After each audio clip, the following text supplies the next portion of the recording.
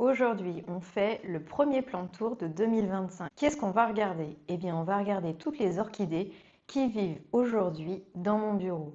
Presque l'intégralité de ma collection est ici. Une toute petite partie vit en haut dans les escaliers auprès d'une fenêtre. Je vous invite à découvrir mes orchidées. Pour ceux qui n'ont jamais vu encore ma pièce à orchidées, la voici. Donc la majorité de mes plantes sont situées sur le mur du fond de mon bureau.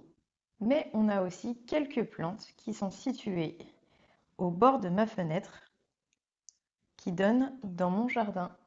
Donc, regardons ce qui se passe au niveau des plantes. Commençons par l'orchidarium pour une fois. En ce moment, ce sont les Tolumnia qui poussent vraiment très bien à l'intérieur de l'orchidarium. On voit ici par exemple une hampe qui se développe depuis quelques semaines et on commence à discerner les petits boutons qui vont apparaître au bout de la tige. Et sur les autres, on voit que les nouveaux éventails poussent à vue d'œil. Ils vont vraiment très bien. Ici, on a le Tolomia variegata qui d'ailleurs fait plein de nouveaux rejets. C'est une plante qui est assez étonnante puisqu'elle fait des rejets un peu partout. Mais elle peut très bien fleurir comme créer de nouveaux éventails sur ses tiges. J'ai remarqué que les Phalaenopsis ne sont pas nécessairement super heureux dans l'orchidarium. Ils ont été pas mal attaqués par des insectes, mais j'avoue que malgré le fait d'avoir réussi à me débarrasser de la majorité des insectes, j'ai quand même des petits soucis avec ces Phalaenopsis ici. En parlant d'insectes, vous allez voir dans toute la pièce des boîtes comme celle-ci ou des sachets. Si vous vous demandez ce que c'est, eh bien ce sont des prédateurs contre les cochenilles farineuses et les thrips, et ça fonctionne extrêmement bien. J'ai eu des soucis avec les crimaux qui sont arrivés ce mois-ci. Clairement, dans les sachets, j'ai pas eu de larves qui étaient vivantes. Mais par contre, les larves de chrysope, elles étaient bien vivantes et ont fait un super boulot. Arrivées à une certaine taille, elles arrivent à se délecter des cochenilles farineuses adultes. Et donc là, ça m'aide vraiment très bien. Si on regarde en bas, eh bien ici aussi tout roule. J'ai quelques fleurs sur mon Naraella retrocala qui sont en ce moment ouvertes et en bouton. J'avoue que ça fait des mois que celui-ci il fleurit et c'est vraiment très agréable. Ces toutes petites fleurs sont vraiment super mignonnes. Elles durent à peu près une semaine ou deux et puis d'autres boutons prennent le relais pour s'ouvrir derrière. Donc on n'est jamais en manque de fleurs de cette plante en ce moment. Mon Maxillaria pseudoreichennii si je ne me trompe pas, eh bien comme tous les ans avait démarré des fleurs, on voit les restes de ces boutons qui sont là et je pensais qu'en le mettant dans l'orchidarium cette année, j'allais probablement réussir à faire que ces fleurs n'avortent pas et aillent jusqu'au bout de leur développement, mais non, ça n'a encore pas fonctionné. Alors je vais garder cette plante parce que le feuillage, comme vous le voyez, est vraiment très intéressant et très beau et que la plante se développe vraiment très bien chez moi. Mais par contre, je vais arrêter d'espérer d'avoir des fleurs parce que clairement, je n'y arrive pas. Autre news fleurs, on a ici le Phalaenopsis parishi et on voit un tout petit quelque chose à droite au-dessus de la feuille. C'est une tige florale qui est en train de se développer. Donc l'année dernière, j'ai eu un petit souci, j'avais laissé la plante sécher trop longtemps et donc la hampe avait avorté prématurément. Donc cette année, je fais attention. Je l'arrose bien et on voit que clairement l'arrosage lui convient puisque le bout des racines sont vertes, donc ça veut dire qu'il a suffisamment d'humidité. Autrement, d'autres bonnes nouvelles, c'est que les Rhenantheropsis eh bien, reprennent du poil de la bête. Comme vous voyez, ils avaient été très endommagés par des insectes et que les nouvelles feuilles eh bien, sont bien plus belles, avec de belles racines aussi. Donc je pense qu'on devrait pouvoir s'en sortir pour ces trois plantes que j'ai ici. J'attends encore de voir, mais j'ai bon espoir pour elles. Euh, Ça fait quelques années que je les ai, donc j'aimerais bien un jour les voir fleurir aussi. Le magnifique Phalaenopsis mani qui m'a offert ses 2 premières fleurs. J'attends encore le dernier bouton. C'est une plante que j'affectionne particulièrement, donc j'avais acheté ce Phalaenopsis en format plantule, donc il a grandi jusqu'à cette taille-là. Et c'est la 2e année qu'il fleurit en hiver. Les fleurs sont très délicates et ont un format très original par rapport à d'autres Phalaenopsis. Ici aussi, on a un autre Tolumnia qui prépare sa hampe. Je crois que c'est le Girac Spotty. C'est un Tolumnia qui fleurit régulièrement en hiver pour moi. Je crois que ce sera sa 3e année en fleurs pour moi, donc très heureux de le redécouvrir encore. Et la tige est très fine et très délicate. Et j'ai l'impression qu'on va avoir pas mal de boutons de fleurs. Même si on a du mal à les distinguer, je pense qu'on devrait avoir quelques fleurs sur cette jolie hampe. Au-dessus de l'orchidarium, eh bien, on a quelques plantes qui se portent plutôt bien. Ici, j'ai un oncidium que j'ai récupéré à Noël, qui est arrivé avec 4 hampes qui n'étaient absolument pas développées. On avait juste les tiges sans rien du tout. Et là, on voit que les fleurs sont vraiment en train de bien se développer et que les boutons eh bien, devraient s'ouvrir normalement d'ici une semaine ou deux, peut-être, j'espère. À côté, on a le Brassia maculata que j'ai rempoté il y a quelques semaines. Eh bien, écoutez, il a l'air de bien se plaire. Je vois que le bulbe qui est au fond eh bien, pousse très très bien. Celui-ci, il pousse doucement mais sûrement. Mais celui qui est au fond, on voit une croissance bien sérieuse. Mes orchidées bijoux, eh bien, elles vont bien. J'ai même une fleur sur ce pied. Bon, vous voyez, la hampe est un peu catastrophique. Elle part dans tous les sens. Les fleurs sont pas ultra originales. Je pense que je couperai la hampe dans pas longtemps pour pouvoir remettre la cloche sur ce terrarium parce que la mousse souffre assez du fait de ne pas avoir suffisamment d'humidité. Et bien ça y est, le Paphiopedilum Pinocchio m'a fait une 2e fleur et comme vous la voyez, elle est parfaite. La première était déformée, mais comme c'est un nouveau pied, un jeune pied, eh bien c'est normal que les premières fleurs soient un peu déformées, il n'y a rien de tragique. Mais on voit que ça y est, la 2e fleur est parfaite. Et on voit aussi qu'ici, il y a plusieurs boutons qui sont en train de se développer, donc ça risque d'être un joli show. Mon Cattleya intermédia, eh bien, lui est en train de nous produire un nouveau pseudobulbe juste à la base ici. J'espère qu'il va nous faire de belles racines, parce que comme vous voyez, les feuilles sont un peu déshydratées et je pense que cela vient justement des racines. Pourtant, je ne l'ai pas rempoté, je n'y ai pas touché. Mais clairement, il y a quelque chose qui le tracasse. Donc, en espérant que de nouvelles racines en 2025 lui permettent de retrouver un peu d'hydratation comme il en a besoin. Par là, eh bien, on a mon Vanda qui va très très bien. Il a fait plein de nouveaux racines qui vont maintenant dans le pot, mais on le voit, celle-ci, c'est une toute nouvelle.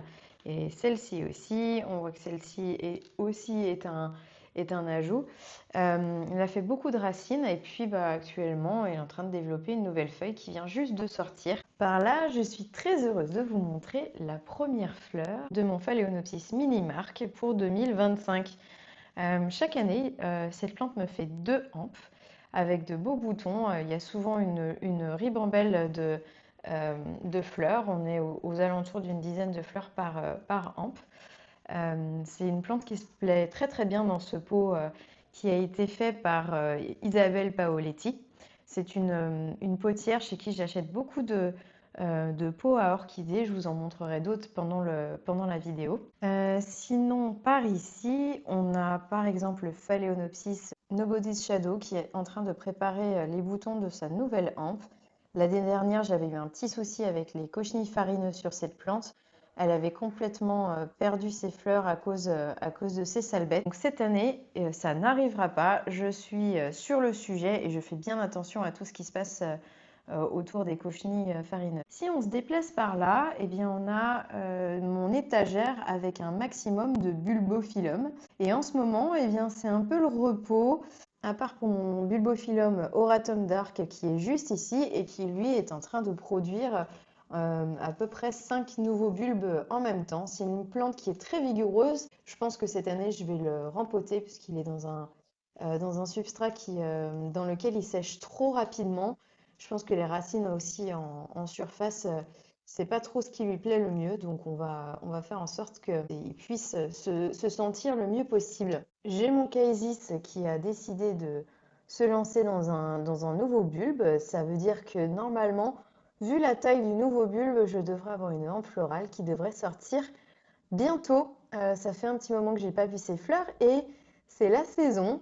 Alors, mon mastodon de Bronze Maiden, et il est en train de produire une hampe qu'on ne voit pas puisqu'elle est cachée derrière. Mais comme vous voyez, il est en pleine production de feuilles et de racines aussi. C'est une très très grosse plante qui en général me fait deux hampes, mais cette année a décidé de m'en faire qu'une. Alors peut-être que ça fera une cascade de fleurs et que du coup ça compensera le fait d'avoir qu'une seule hampe. Mais voilà, autrement, ici j'ai mon deuxième morceau de Kaisis qui est à peu près dormant aussi, mais qui va bien. Il n'y a rien à noter de plus. À l'étage supérieur, eh bien, il y a le terrarium de Bulbophyllum qui est installé depuis quelques semaines. Les plantes se développent très bien dedans et je ne vois pas de très grands changements sur l'ajout de la lumière, à part pour la mousse qui semble ne pas aimer beaucoup le fait d'avoir autant de lumière. Je vais le laisser comme ça encore quelques semaines et voir l'évolution de l'ensemble de ce terrarium et puis on avisera, on prendra une décision un peu plus tard. Pour l'instant, c'est encore en test, donc je vous tiendrai au courant sur ce qui se passe. À côté, on a toujours le KS Super Zebra qui est en fleurs. Il a une deuxième hampe à côté qui devrait aussi développer des boutons. Mais en attendant, je profite de ces très très belles fleurs avec des couleurs magnifiques, presque néon. On a l'impression qu'elles sont illuminées par derrière, mais en fait pas du tout. De l'autre côté du terrarium, une nouvelle un peu triste et puis quelques bonnes nouvelles de fleurs. La nouvelle un peu triste, eh bien, c'est celle-ci. Mon Vandala Melata avait démarré une hampe juste ici, et puis il l'a avortée sans aucune raison. Donc je ne sais pas trop ce qui s'est passé. En tout cas, je suis bien triste de ne pas revoir et pouvoir profiter du magnifique parfum de ces fleurs que j'avais eu l'année dernière. Autrement, les Phalaenopsis dans le coin eh bien, vont plutôt bien. Ici, on a une hampe qui démarre et c'est le Phalaenopsis Rosine Princess croisé avec JW Greenworld. C'est un Phalaenopsis qui a déjà fleuri pour moi, mais il n'était pas très florifère, donc je suis contente de retrouver ces fleurs. Une très bonne nouvelle ici, le Feur Pleufetti, qui lui n'a jamais fleuri, que j'ai eu en petite plantule et qui est assez souffert, je l'ai un peu maltraité. Et comme on voit ici, on a une hampe ici qui démarre et une deuxième là qui pousse tranquillement aussi. Donc j'ai hâte de découvrir ces fleurs en vrai. À cet étage, eh bien, des jolies choses. On a ici le Rustic Spot qui est en fleurs. Et comme vous voyez, si vous avez suivi son ouverture il y a quelque temps, les fleurs sont bien devenues jaunes avec un tout petit peu de rose, alors que au moment de l'ouverture, c'est totalement l'inverse. On a ce mini Phalaenopsis qui a finalement ouvert son dernier bouton. On verra si dans les prochaines semaines, il en développe plus. En tout cas, bien contente de l'avoir retrouvé. Et puis le Phalaenopsis palens qui a toujours des fleurs ouvertes, une très jolie plante, très florifère. La grande hampe ici a perdu la majorité de ses boutons, mais on voit qu'il y a plein d'autres petites hampes qui prennent le relais avec ces petites fleurs vraiment trop mignonnes. J'ai vu aussi qu'à l'intérieur de mon Leila Aalori, eh bien, on avait des boutons qui se préparent juste là. Du coup, on a des nouveaux bulbes qui se préparent un petit peu dans tous les sens. Donc, on va voir des fleurs en succession. Et puis, sur l'étage du dessus, je vais m'arrêter que sur une seule plante parce que les autres poussent tranquillement mais sûrement, mais il n'y a rien de très intéressant. Je vais m'arrêter sur cette plante qui se cache derrière le poteau, je vous la sors. Et c'est le Paphiopedilum déperlé. Et comme vous le voyez, eh bien, il y a un bouton qui se développe bien. Et on voit à la base aussi de la plante qu'on a un deuxième éventail qui se développe très bien. Et ce sera le troisième éventail de cette plante. C'est vraiment pour l'instant mon Paphiopedilum préféré, qui a des grandes fleurs blanches, magnifiques, avec plein de petits poils, une vraie douceur, une plante qui pousse extrêmement bien et qui n'est pas difficile à cultiver à la maison. Voilà, mais la prochaine fois, j'espère vous montrer les fleurs dans leur plus grande splendeur. Si je voulais quand même m'arrêter sur ce Paphiopedilum, qui est un truc assez étrange, le haut de la nouvelle feuille, eh bien, est brûlé. Et en fait, depuis que la feuille sort de l'éventail, eh bien, elle est comme ça. On voit que la précédente aussi, au bout, est un peu grillée. Donc, je sais pas, j'ai absolument pas mis d'eau à l'intérieur de l'éventail. Je fais très attention. C'est toujours au pied de la plante que ça se passe pour l'arrosage. Donc je suis un petit peu surprise de ça. Si vous avez une idée du pourquoi, du comment, ou ça vous est déjà arrivé, bah écoutez, dites-moi ce qui peut se passer pour cette plante. Alors, regardons ma dernière étagère sur la droite. Ici, eh bien, comme vous le voyez, j'ai toujours mon Prosciutto hybride qui est on fire, vraiment très agréable, ça dure très très longtemps et quand il n'y en a plus, il y en a encore, c'est ça qui est vraiment surprenant. Alors je crois que potentiellement cette hampe arrive au bout, mais l'autre a encore de beaux boutons devant lui, donc c'est vraiment une belle surprise. En dessous, j'ai mon Oehara qui continue d'ouvrir ses boutons les uns après les autres. Et pour terminer, regardons les plantes devant la fenêtre. J'ai toujours ma superbe hampe ici de mon Bellara. Euh, je suis fan et tellement fière de cette magnifique hampe. J'ai deux fleurs qui sont tombées récemment ici, mais on est toujours au top. Des fleurs qui tiennent très longtemps. Ça fait plusieurs mois qu'il est en fleurs, avec un tout petit parfum un petit peu épicé, mais rien de très flagrant. Et puis par ici, toutes les plantes sont plutôt contentes d'avoir les lumières. Avant, les lumières, elles souffraient un peu, elles n'arrivaient pas très bien à pousser. Et j'avoue que l'ajout de la lampe a vraiment changé la donne, particulièrement pour mon Phalaenopsis poulamade, qui d'ailleurs vient de sortir une hampe. Il était très en retard par rapport aux autres années. Et puis mon épidendrum ici, pareil, la lumière l'a vraiment aidé à reprendre sa croissance et j'espère qu'il va bientôt finir. Donc c'est au moins un, 2, 3, 4 nouvelles pousses et puis qu'on voit des fleurs à un moment donné. Elles me manquent un peu. Ces cannes sont tellement grandes et se développent tellement tout le temps que pour l'instant, ben, j'ai pas revu de fleurs depuis l'achat. Derrière, j'ai mon Paphiopedilum curtsi qui est là et qui se développe aussi bien parce qu'il a un nouveau éventail juste ici. Et franchement, il va très très bien. Il n'y a rien à dire. Pendant le dernier live, on avait parlé de mon Paphiopedilum Pinocchio qui allait très mal. Et il est toujours vivant, il est toujours là, mais comme vous voyez, la plante va de mal en pis. Donc voilà, il est toujours là, mais il va pas beaucoup mieux, donc c'est assez triste.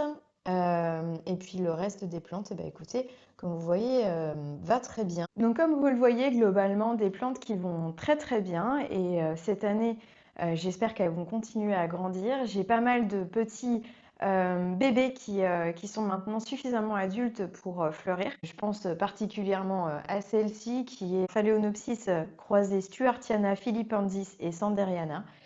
Pour l'instant, ils poussent extrêmement bien, mais je n'ai pas du tout eu de fleurs jusqu'à maintenant. Donc on croise les doigts là-dessus. Je vais avoir pas mal de projets pour 2025. Mon premier projet, ça va être de vous emmener dans l'organisation de ma collection. Je voulais vous montrer comment est-ce que j'organise mes plantes, Et puis on va essayer aussi de voir celles qui fonctionnent très bien, celles qui fonctionnent moins bien dans mon environnement. J'ai déménagé au mois de mai dans une maison. Avant, j'étais dans un appartement ancien.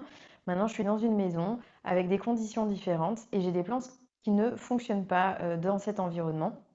Je voulais donc les regarder ensemble et voir avec vous ce que je vais en faire, si je les vends, si je les échange, voir un peu quelles sont les plantes que j'aimerais avoir aussi en 2025. Donc voilà, ça va être un sujet aussi, je vais vous montrer toute cette réflexion, je pense que ça peut vous intéresser aussi. Et puis comme je vous disais, on aura le terrarium, on va regarder comment ça évolue, si on a des fleurs qui apparaissent à un moment donné ou pas, et si pas, ben, qu'est-ce qu'on fait? Est-ce qu'on remet les bulbophyllum en pot ou pas? Donc voilà, donc il va y avoir plein de choses à regarder. Je vous tiendrai aussi encore au courant par rapport à tout ce qui est cochenille et thrips. Si mes petites bébêtes arrivent à faire le job. Pour l'instant, je vous dis, pour les cochenilles, c'est assez magique. Les thrips sont pas encore apparus. Ce sera plutôt au printemps. Donc pour l'instant, j'ai rien à dire de ce côté-là, mais on en reparlera aussi. Voilà, donc au fur et à mesure, il y aura des nouveaux projets et surtout dans les prochaines semaines, je vais essayer de vous emmener dans des festivals d'orchidées. Donc la première étape, ce sera dans 2 semaines, je pars à Londres pour découvrir le festival d'orchidées de Kew Garden. Donc je vous ferai une vidéo qui vous montrera aussi bien le jardin que le festival. Je pense que tous les amateurs de plantes vont aimer cette vidéo. Et puis, potentiellement, la semaine prochaine, je vous emmènerai à Genève voir un producteur d'orchidées. Et aussi, en mois de mars, il y aura une exposition d'orchidées à Nantes pour la première fois, qui est organisée par l'association des orchidophiles du 44, la Solo.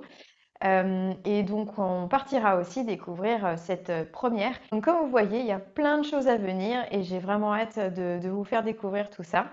Je vous souhaite une très bonne fin de semaine et puis on se retrouve la semaine prochaine pour de nouvelles aventures. Salut!